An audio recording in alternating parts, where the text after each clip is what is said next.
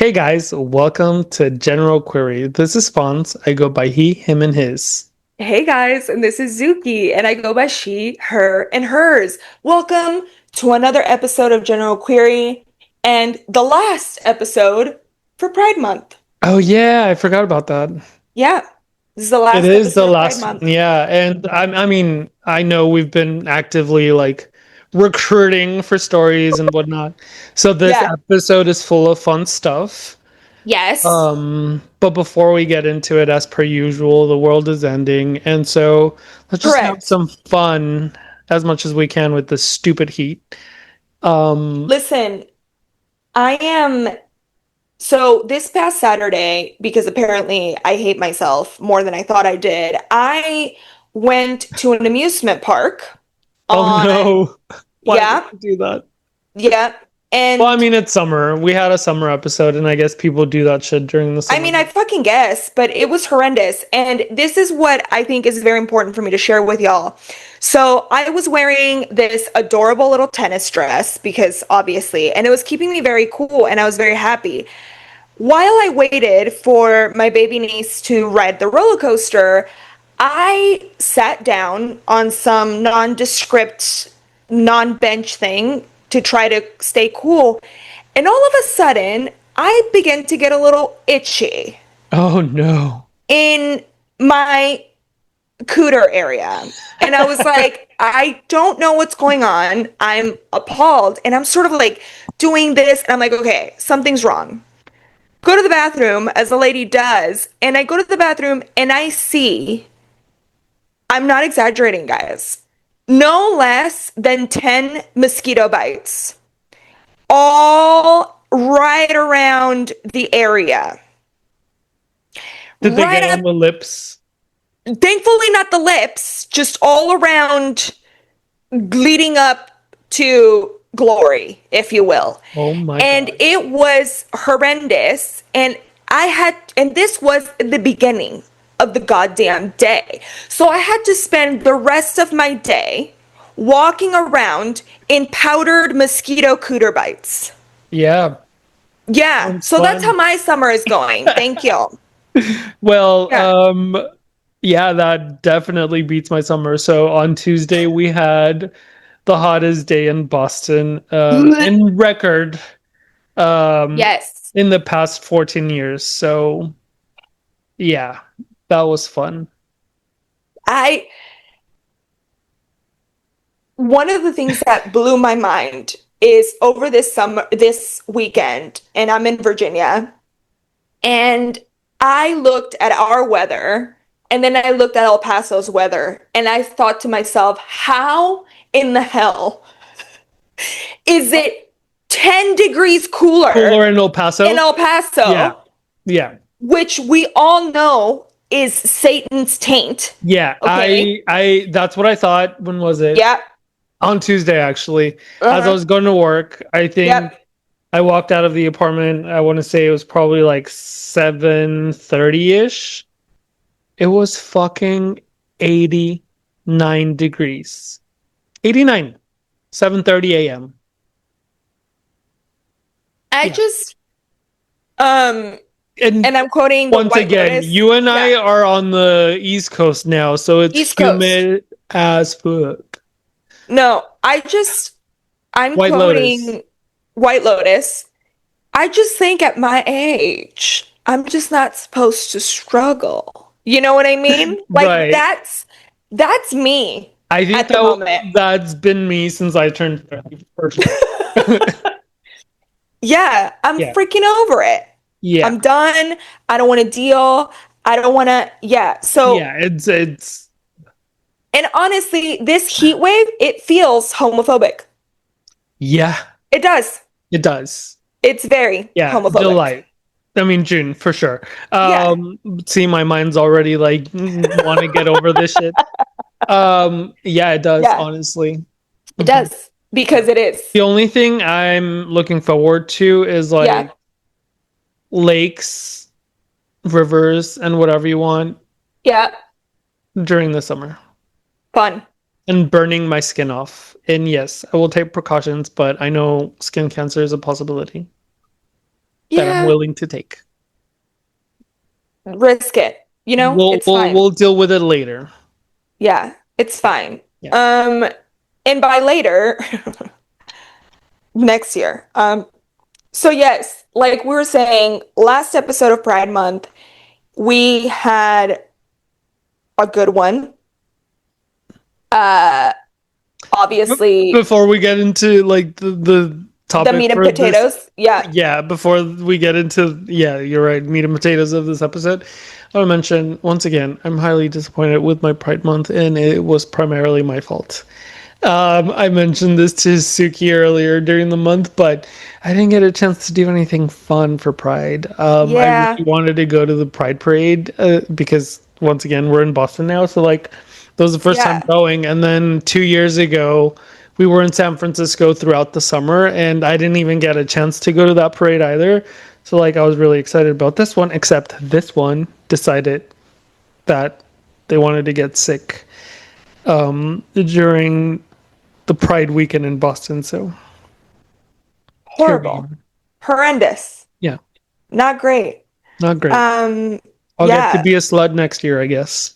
And by that I mean go to the parade wearing tiny little shorts and almost nothing on top. that's the thing though, babe. The great thing about being a slut is that it's year round. It's 365, Yeah, but you only 7 days get a to be week. naked for a pride parade once a year. That's fair. Yeah, That's fair.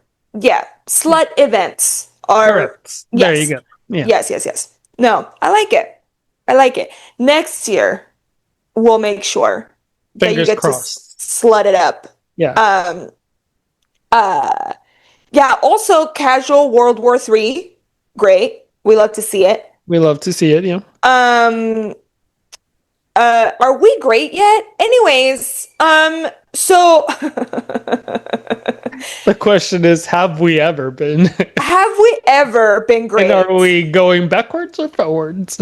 Yeah, every non-white male straight person would beg to differ. Anyway, Yeah. so I saw this one TikTok and it was like, oh, why don't we just send, the Trump supporters who voted for him to war? And go then for it. everyone else that didn't vote for this shit can just support the opposition. I agree. I love it. I think when we got the news and I text Fonzie immediately, actually no, Fonzie texted me and I saw the message and I thought to myself, no, no, no, no, no, no, no, no, no, no. And so immediately go to Google and I'm like, oh, cool. So then I thought to myself, you know, if you want this so badly, go for it. Go for it. But leave the rest of us alone. Yeah. Okay? Leave the rest of us. We all voted for the lady that laughed weird. And so we want to be left alone. Okay? You wanted this. And I remember telling Fonzie, I was like, do you think all these maggots that voted for this, all this titty babies, as the gals on the I've Had It podcast like to call them, all these titty babies, do you think they're ready to sign up their kids to go to war? I hope they are, you Yeah. know? Yeah. Um, The answer is probably because not. no, because, well, titty Everyone baby. else but me. That's their mentality. Anyway. Yes.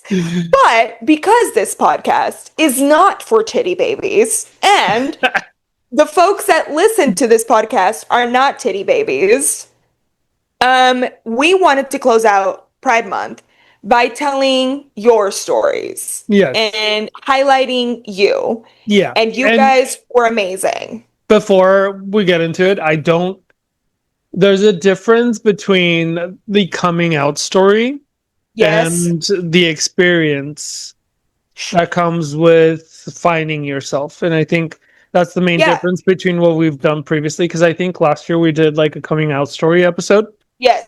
which you guys were great. A lot of you guys did send. I think I want to say we only covered like 3 or 4 of the Three stories, or four of but a lot. Yeah. we got a few stories that we didn't get a chance to share. But anyway, this time around, it's more about the experience that Yes. is coming out, more specifically later in life. But I think we should kick it off with my experience because it's Yeah. our podcast. That's right. And it's all about me always. Just kidding. That's right. Yeah. Yeah. Yeah. So like I said, it'll be more about like the experience of coming out more so than the coming out story. Yeah. Yeah. So do you want to kick it off with the questions that not only we'll be asking to me, but we asked to everyone that submitted their answers and their stories and their experiences. Yes. I just okay, so got him. What was the turning point, Fonzie, for you that made you come out? Well, okay, so we discussed this during my coming out story. But essentially I don't want to say it was forced, but I was kind of forced to come out. Um, but I think the timing of it all was probably right. Yeah. Um, yeah, so I think that was the turning point. It was kind of like an oopsie doopsie or oopsie daisy, whatever. And then it turned into this whole coming out story. Yeah. Do you think do you think you would have come out on your own around that same time frame without that oopsie? Probably not. Probably Probably later. not. Yeah. Yeah. I think my whole mentality leading up to my coming out was like, I want to find someone that I feel is worthy of presenting to my family. And then that's when I would have been like, hey, so I'm actually dating a guy, not a girl. But it didn't happen that way. It just happened to be that, the cards played in a certain way and it just didn't work out the way I wanted it to. But I Sure. honestly don't regret it. Why would you? Yeah. Well, I guess there's a lot of reasons why you would, but okay. And okay, so how did your friends, family, or workplace respond when you came out? And what did you receive, support or resistance throughout the process? So I think when that happened, you and I were like we met through our job. And so as far as friends was concerned, it was super like I think with my friends I was a lot more vocal because I think I Yeah, told you guys I was bisexual way before I came out to my family. sure. Yeah, and like it was just easier for me to present myself as bisexual with everyone else other than my family. Just because of the stigma that comes with it, and growing up in a Mexican family, like there's all of these, you know, stereotypes and all these. I don't know. It just felt like it would be harder than it really was. So when I came out with to my family, there was only one person that seemed to have an issue with it, and that person is like barely part of my life, and that person is my father. um, Right, right, so that was the only person that really had an issue with it. And I mean, the extended family to me really doesn't matter, but there were a few others that weren't so happy about it, I guess. But I don't really care, so it didn't matter much to me who was and who wasn't. But my mom, my two sisters were very happy with me. My two sisters knew I was dating a guy before my mom did. So it was all right. Like I did get a lot of support from my sisters and my mother. And honestly, that's all that matters. That's all I really cared about. right. And Like your like I said, core my friends people. were like super supportive. You were one of them. Like you knew I was bisexual before I even started dating any guy. So you met my Right, first right. boyfriend. Yeah. Yeah, no, absolutely. And I think really quickly, I think it's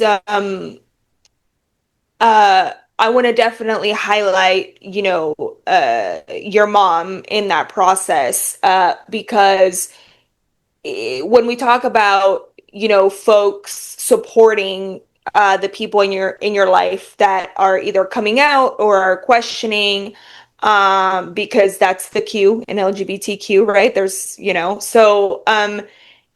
uh it's important to remember that a lot of the times, especially parents, if they're one of the two parents that is going with it and is accepting, that's a hard spot to be. period. And then when you add cultural ires, like being from a Mexican family and, your mom being first generation and, all of these things, I want to make sure we give a big shout out to Mama Fonzie because there's a weight to that. There shouldn't be, but there is. Absolutely. And so I And think, yeah, since you brought that up, yes, a lot. Like during that period when I came out, I did hear a lot of like fights between them too, as far as like my sexuality and like why I turned out this way or whatever. yeah, And yeah, my mom's stands were always very clear as to like defending me and who I was. And so I think that is, I mean, at some point in my life, I did take some blame because of their divorce, right?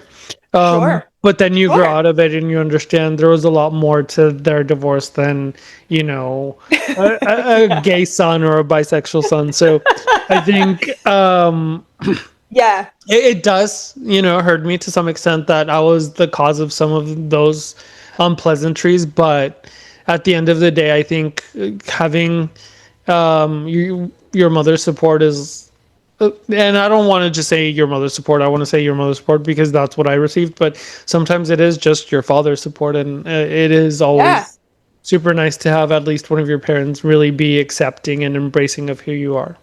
yeah. And I think, especially knowing your mom, she probably thanks the whole process because she probably got a lot of stuff confirmed for her that Yeah, she already knew. So absolutely. Yeah. Yep. so knowing her, she was probably Yeah, that was like, like the I cherry called on it. top. She was like, "This Yeah. is the reaction I get, or we get." Then Then I it's know. yeah, for sure. Uh like that Nini meme, we see each other. Um Yeah. okay. What were the fears or misconceptions that kept you from coming out earlier, and how did you work through them? Yeah, I think we just talked about it, Yeah. and definitely it was just the idea that I wouldn't be as accepted as I would want. And it was just that whole stigma of, having a queer child in the family and what that would represent for a Mexican machista family. So, I think at the end of the day, that was the only thing that kind of kept me from coming out earlier. And also, That's so I interesting. didn't Yeah. really know I was bisexual until I lived in New York and I had my 21st birthday in New York. So, like, prior to that, I didn't really know that I was sexually attracted to men. Yeah. Yeah. No, and I think so to that point, I think it's important to, for you to highlight the fact that, that evolution and those fears were also so rooted in the way you were socialized, the way Yeah. you grew up, right? In the way that this is what a man is supposed to look like, and this is Absolutely. what a How they man should does. act, how they should, yeah, dress or whatever. Yeah, for sure. Right, right, right, right. Yeah. And I think that's another thing that is, I think, often overlooked is that it's not just that you're a different, right? But also that the entire world around you is telling you, well, if you are, this is what you're supposed to be. So do that Right. instead. Exactly. Yeah. Yeah. Yeah. No, that's, oh my God. Okay. And just looking back, this is the last question. How has coming out changed your sense of identity or your relationships? Is it different than what you expected? Do you sort of wear that on your sleeve now, or how has that evolved over time?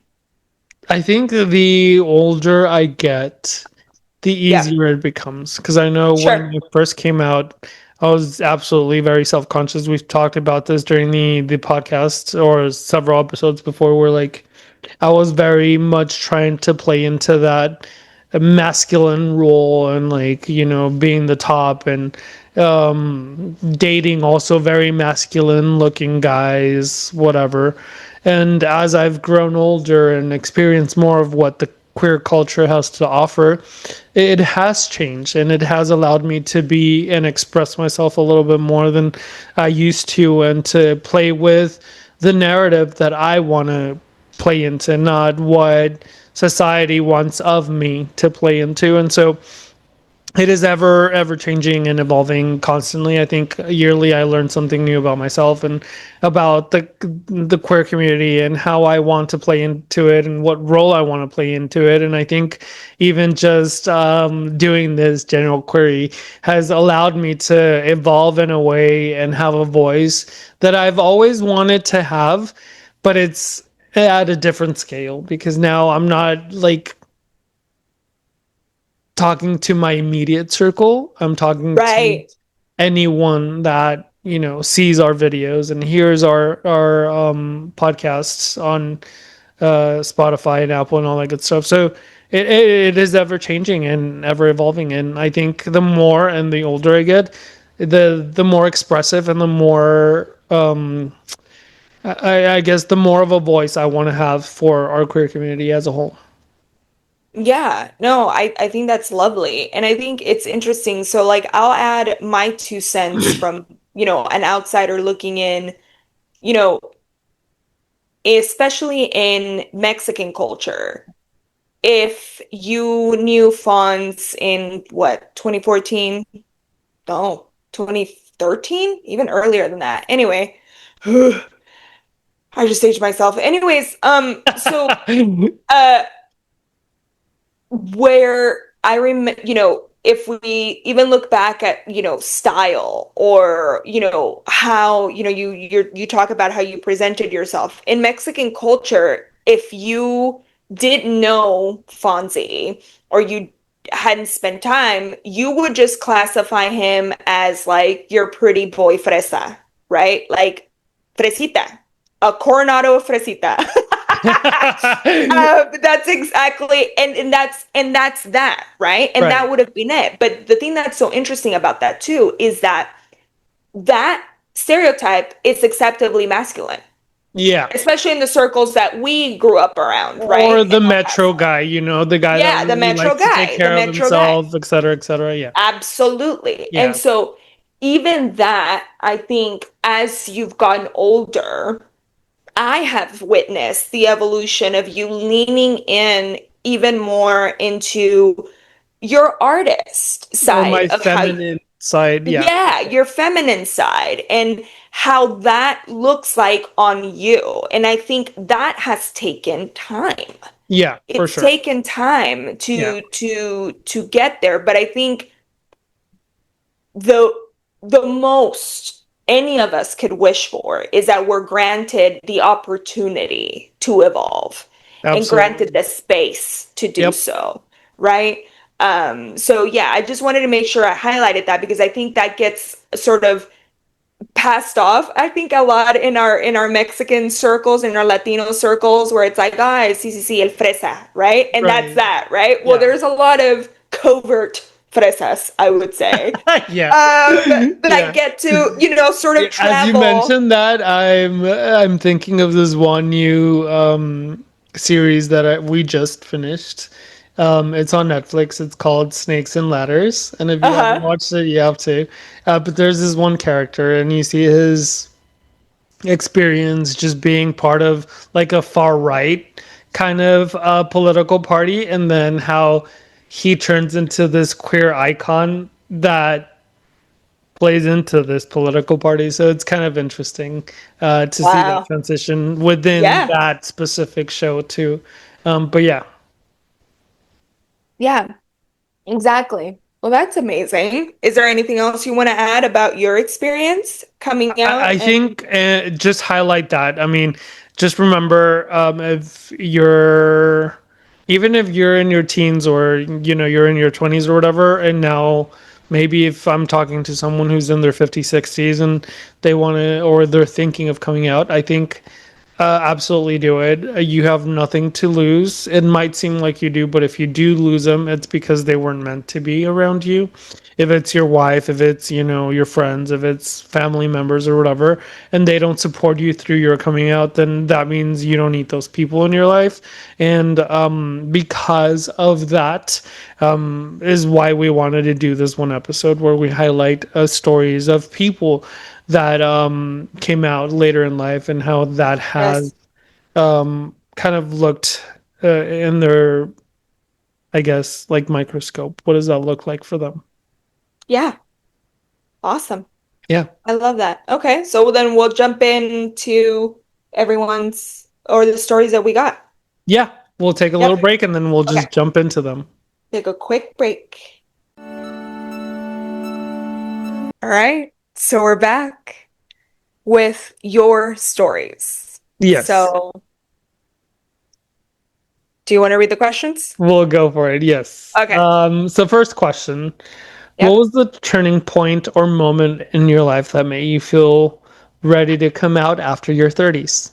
So I had girlfriends like in my teenage years and my 20s, and then I didn't start having sexual intercourse with men until I was 27, when I moved to a different city where like I didn't know a lot of people. I knew like two or three people, but that was pretty much it. So I guess that helped me start, figuring out if I was gay or I was into men, even though I kind of knew that I was.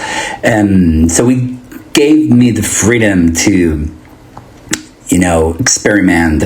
Then I moved back to my hometown when I was 30, met a few gay guys who were out and proud, and they gave me the strength to come out to my friends, then family.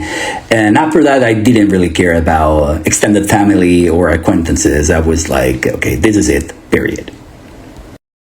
How did your friends, family, or workplace respond when you came out? And what kind of support or resistance did you experience?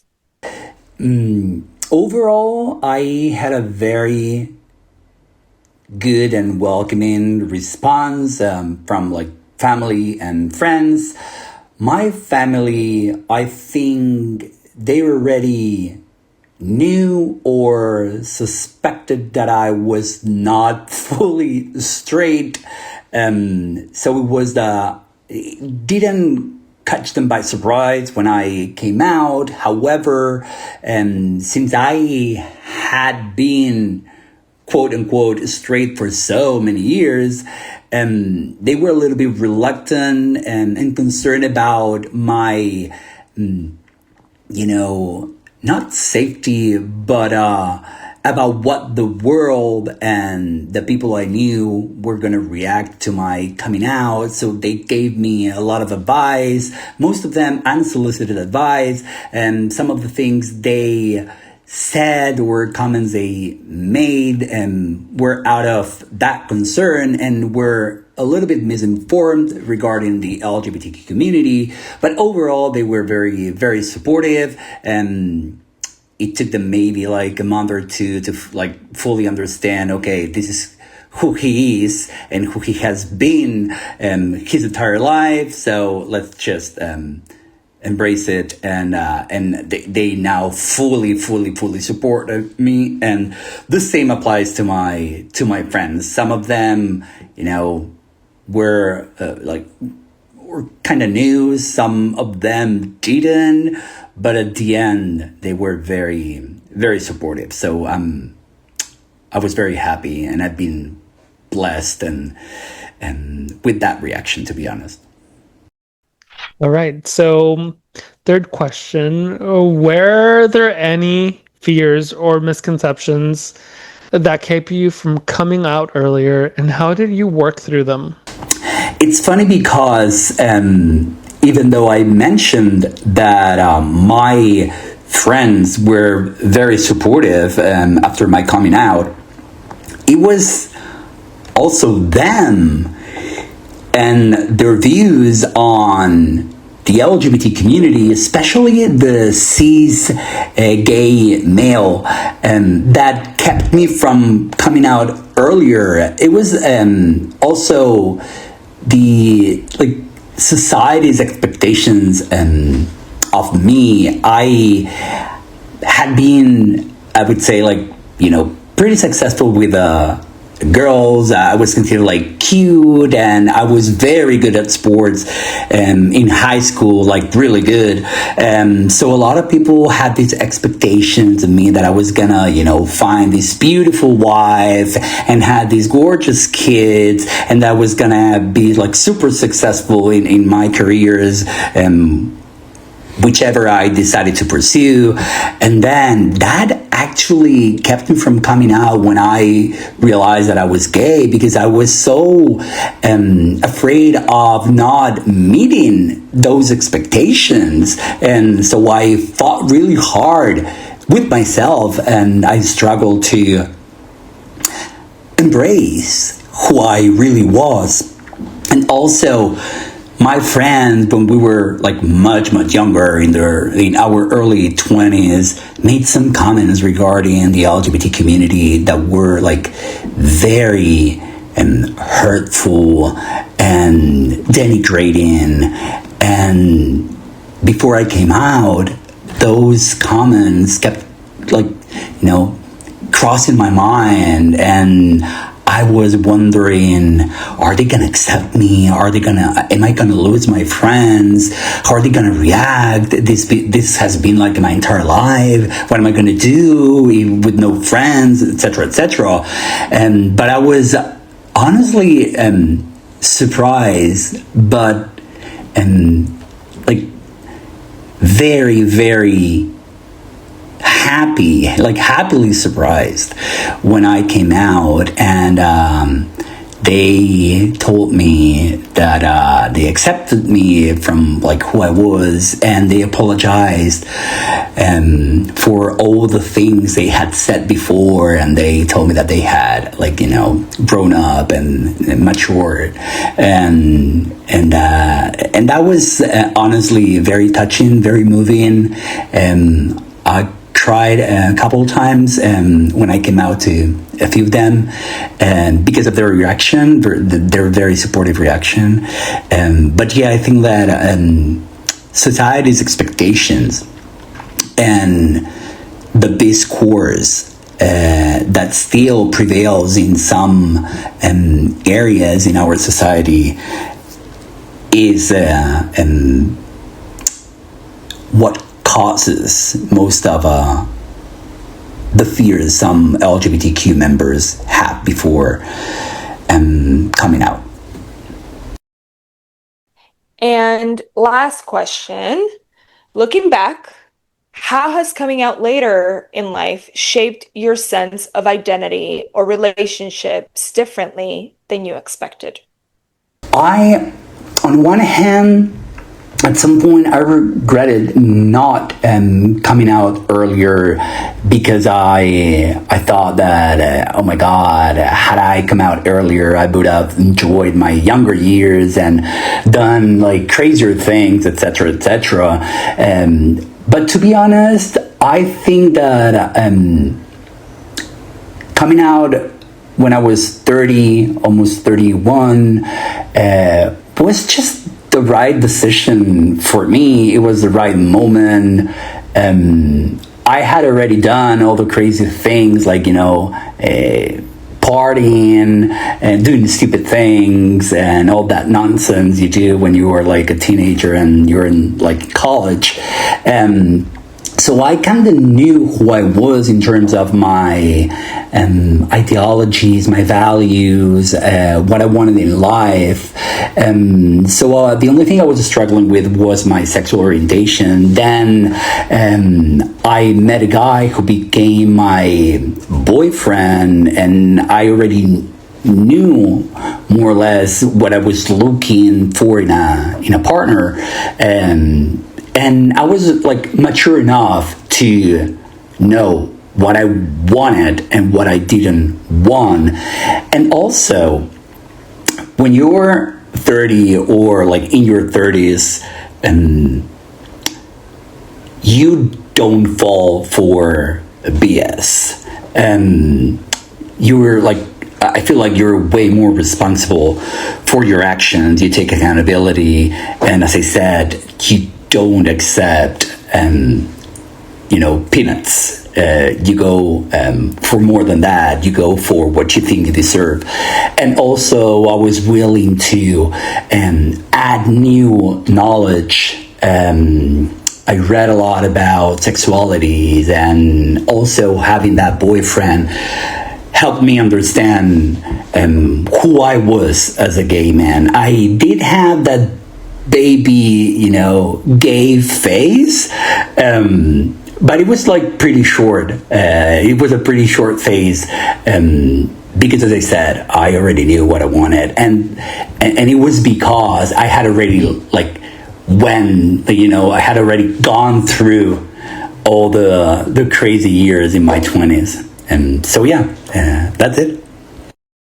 Well, that was amazing. That was eye-opening. That was, yes, we learned a lot, for sure. We learned a lot, and I want to close out Pride Month, and I want to close out this beautiful episode by really quickly thanking those that shared with us. Thank you so much. We so appreciate it. And we appreciate you and value your stories so much.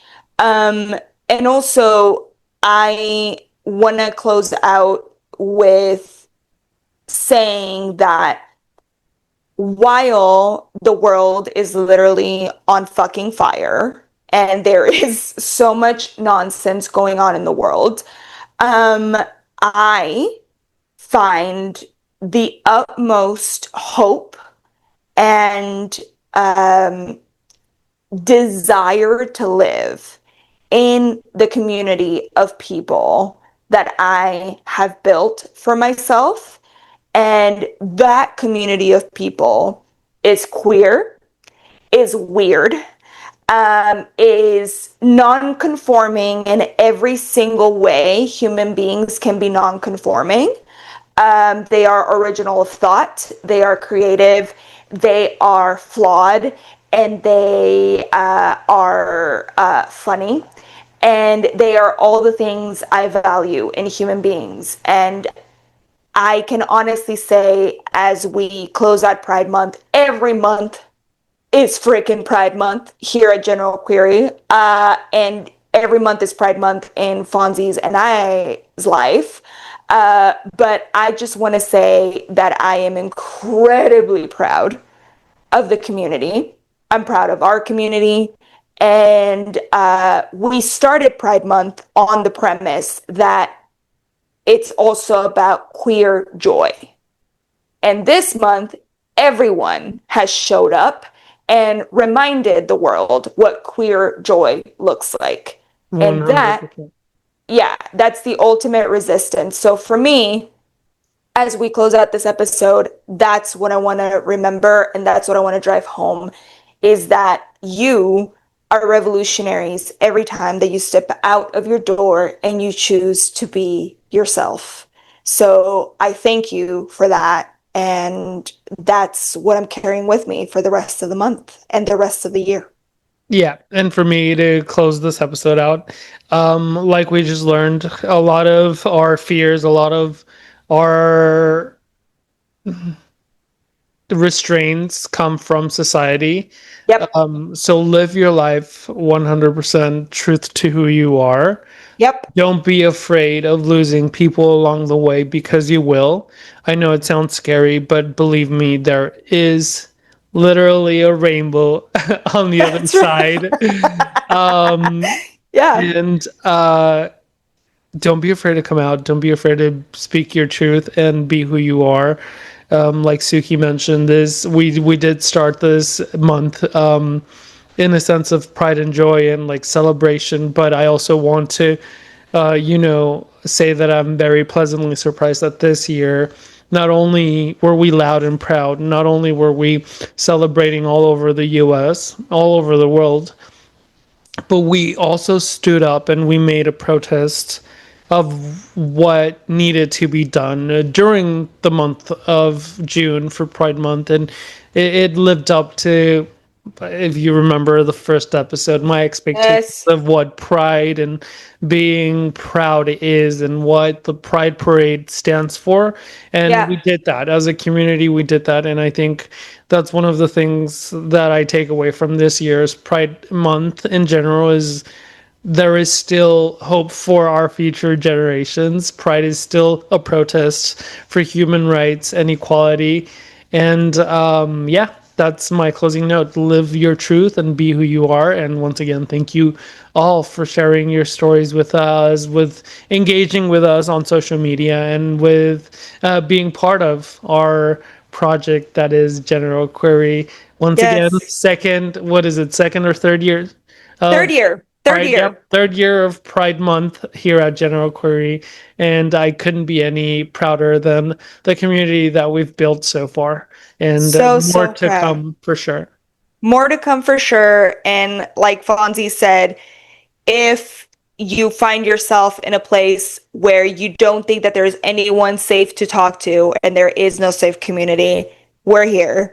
The handle is at General Query. Yeah, You on can all find us socials. on all socials. Yeah, Yes, so please remember there will always be a a little place to go. weirdo Yeah, just like you with a place to go. yes, So remember that. Happy Pride. And until next time, this has been General General Query. Query. Bye, Goodbye. guys. Bye.